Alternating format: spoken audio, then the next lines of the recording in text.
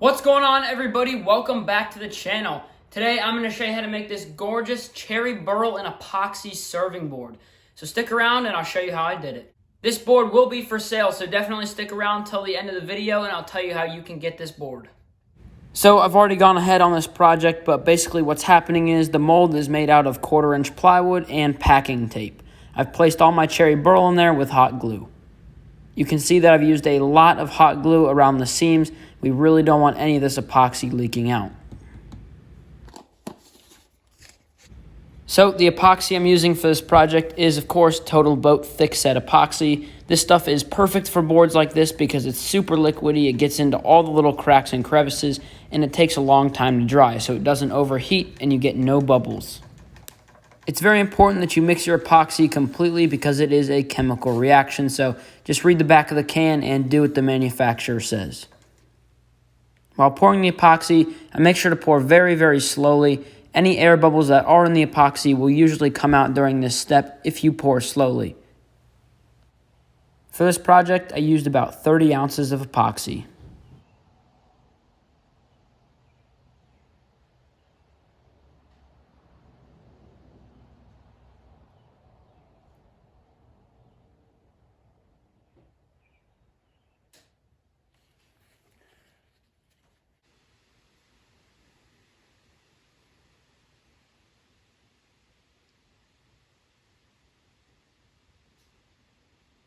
I made sure to fill in all of the little cracks and crevices with more epoxy. Like I said, this stuff is like water, so any little cracks or gaps or anything like that in the burl will get filled in with this stuff. Otherwise, you'll be left with voids and bubbles in the final piece. And now we just wait for it to dry. Demolding the board from the mold is relatively straightforward and simple. However, sometimes the epoxy can get past the packing tape and it can be a little bit tricky, so make sure when you're doing your packing tape, push all the seams down nice and tight.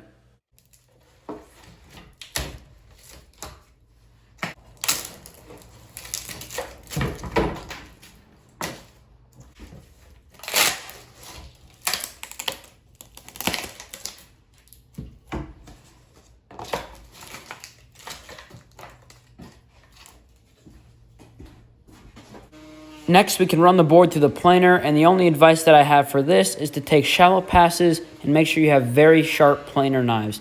The epoxy is very hard on the planer, and if you have dull knives, it's not going to work as well. You can really see how good the dust collection is on this Wen planer. This thing was like $200, and the dust collection is phenomenal.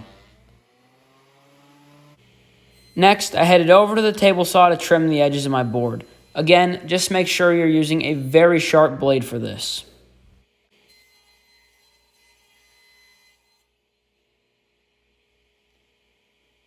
The crosscut sled that we made in a previous video is coming in super handy for boards like this. It really helps to keep all the corners nice and perpendicular.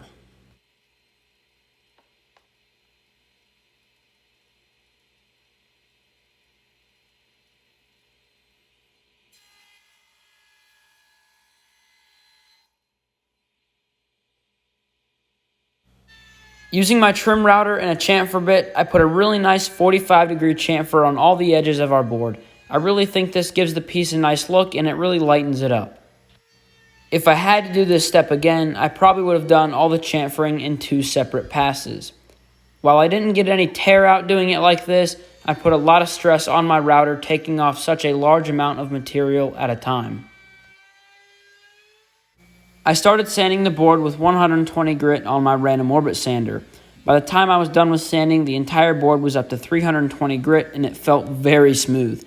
Now, I would definitely recommend using a shot vac or something on your sander because epoxy dust is nasty. Take your time with this step because I think sanding is one of the most important parts of a project. It can determine whether a piece turns out good or great. This piece is going to turn out great because I took my time sanding and I sanded all the way up through the grits.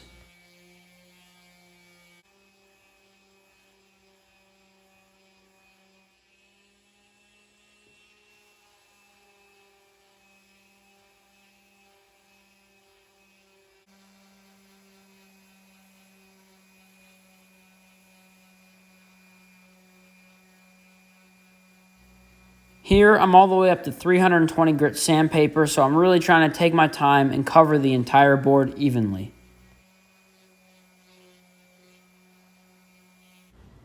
For the finish on this piece, I'm using good old mineral oil and beeswax. I'm just going to let you sit back, relax, and enjoy this process.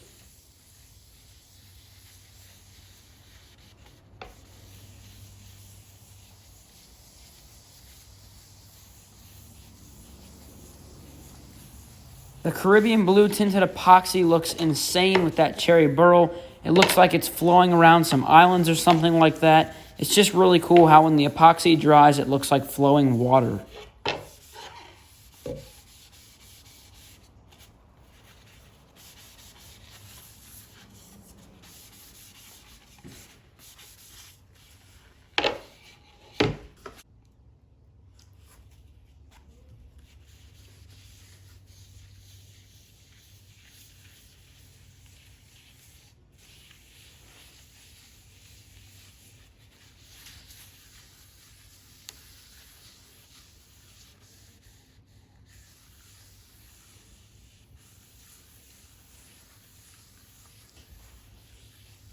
All right, so I got that all oiled up with mineral oil, so now we're just going to let that sit for a while, let it soak it up, and then we'll be able to wipe the excess off and finish this board. Thank you guys so much for watching this week's video. I had an absolute blast making this serving board.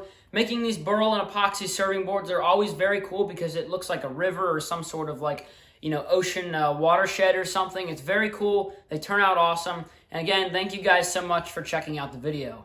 This board is for sale, so if you click the link in the description box down below, it'll take you over to my website where I've got a lot of different products and things, and this board will be for sale over there.